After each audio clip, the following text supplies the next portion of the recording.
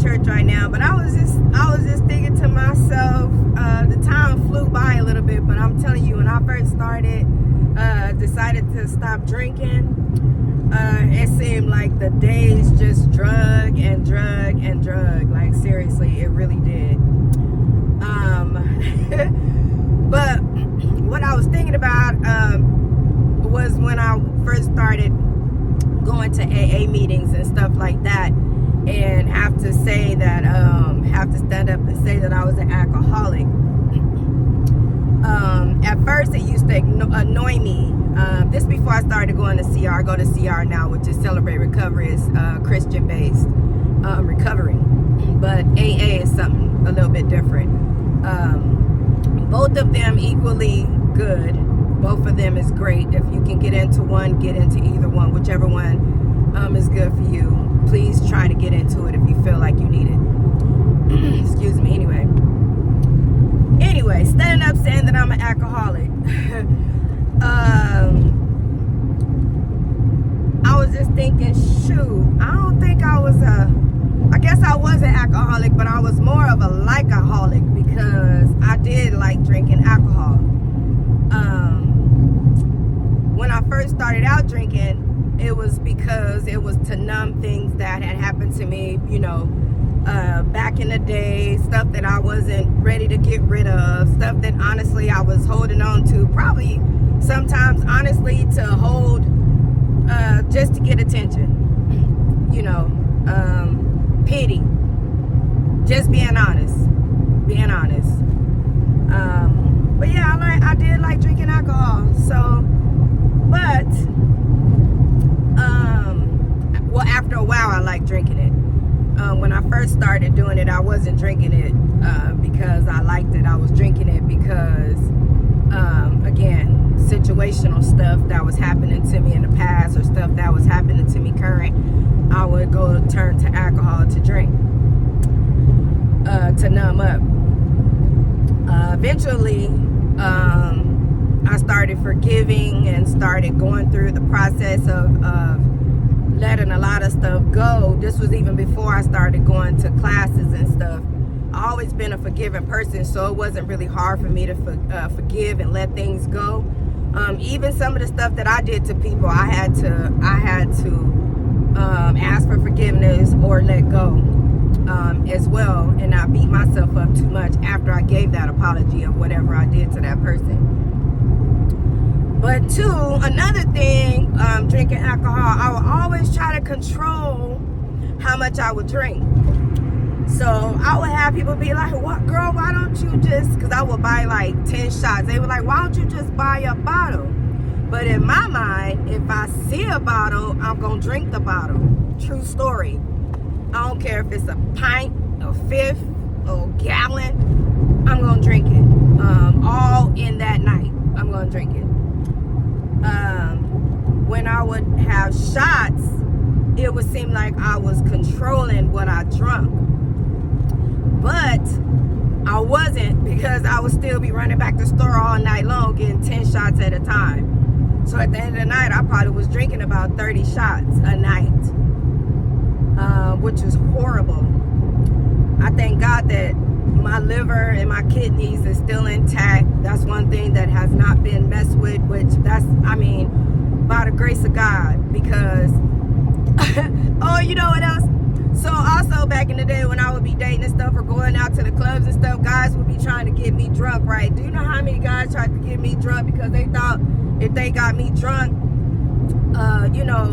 they could do whatever they wanted to do? 9 times out of 10, they was drunk before I was. So I wasn't one. I was a little woman, but when I say I could drink somebody under the table, I could drink them under the table for real. Which is not a flex. It's not a flex. That's not good. This is just funny because I'm just sitting back and reminiscing how good God is, because He just brought me a long way from the stuff that I used to do. Literally a long way. And I'm grateful for it. I'm really grateful for it. Today I'm happy. I had to go to peel back the layers of hurt, hang-ups,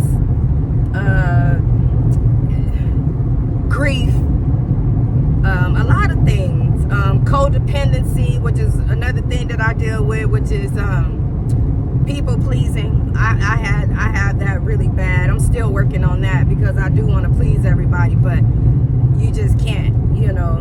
Even God can't, so I know I can't. But I just wanted to get on here and share some funny stories with y'all. I'm gonna keep on posting stuff because this is just my therapy on how I get this stuff out of me, and I just want to, if anybody else is out there struggling with it, man, there's help out there. You may feel like you don't even have a problem, you know.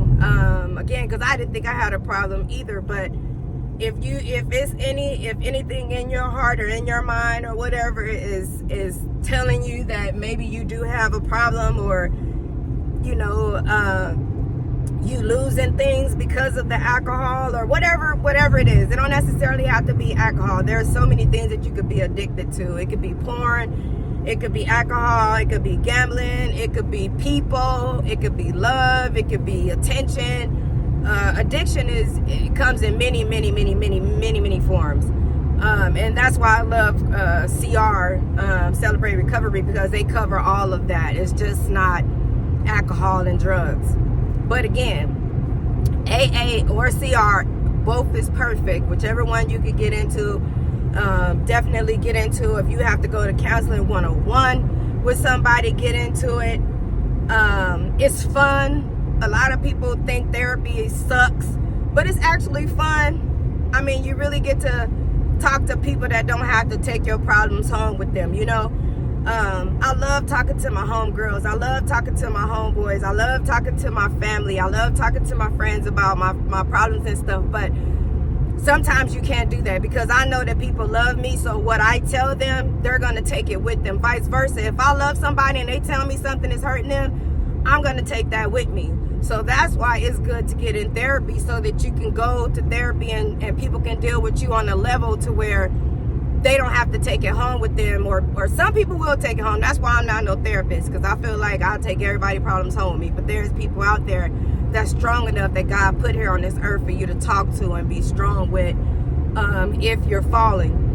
If you don't want to do that, you can talk directly to God. He's always there 24/7, and it's just a plain conversation. Dear God, you know, talk to him like he's your friend, because that is exactly what he is. Your friend, your dad, your mom, whoever, whatever you want to think of him as, you know, that's what you can do. But just want to again just come on here and just share a little funny stories and a little laughter with you. I'll keep posting as I keep coming up with stuff, but I love y'all. Thank you for the people that has been supporting me all through my journey, especially those that know what I've been through to get here. Y'all, can you believe it? A year, y'all, a year. But by the grace of God, he did that. But I'm signing out now. Chemistry Love. Peace out.